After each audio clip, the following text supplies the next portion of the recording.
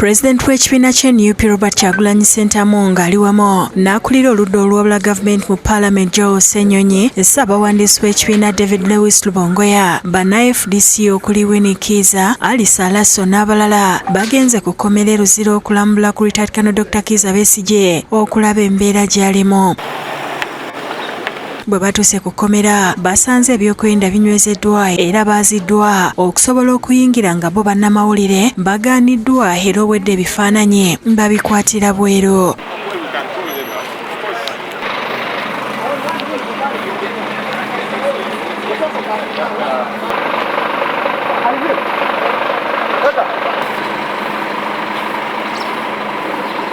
Bwe bakomyewo Kyagulanyi ategeezezza bannamawulire nga bwe bagaaniddwa okulaba Dr. Besigye kyokka nti basobodde okulaba ku Haji Obed Lutale munywanyi we bwe baakwatibwa okwosaako Bobby Young. Tulabye Bobby Young, tulabye Haji Obed Lutale.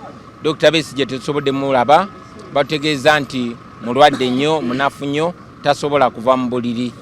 Ekisinze n'omulwaze ennyo kubanga ali mu kwekalakaasa, yaziira emmere okuva olwokusatu oluwedde kubanga bamusibye awatali musango ate mu bumenyi bw'amateeka. Agamba Haji Lutale ababuulidde ku mbeera ya Dr. Kizza Besigye nti si nnungi era nti bongera okumusabira.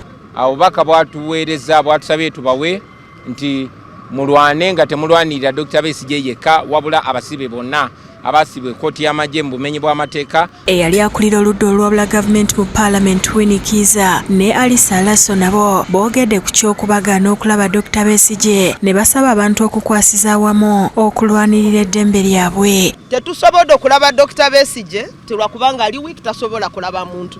Mu buntu obulamu Dr. Besigye teyalibadde mu kkomera, yalibadde ng'ali mu ddwaliro ng'alaba abasawo. How can the Supreme Court of the land tell you that this is an illegality and you continue to hold people like that?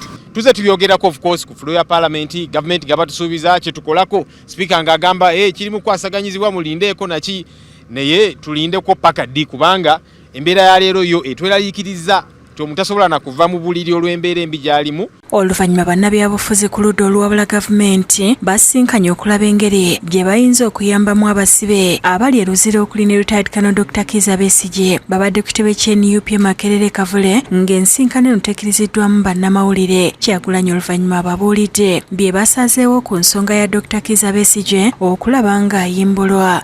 Okuta Dr. Besigye n'abasibe bonna abali mu kkomera mu bumenyi bw'amateeka era ne tubakubiriza mu ssaawa ezo okugondera ensala ya kkooti ensukkulumu okuta abantu abo kubanga tebalina musango. David Tamale yakusakidde eggulire lino ku Rabukedde TV.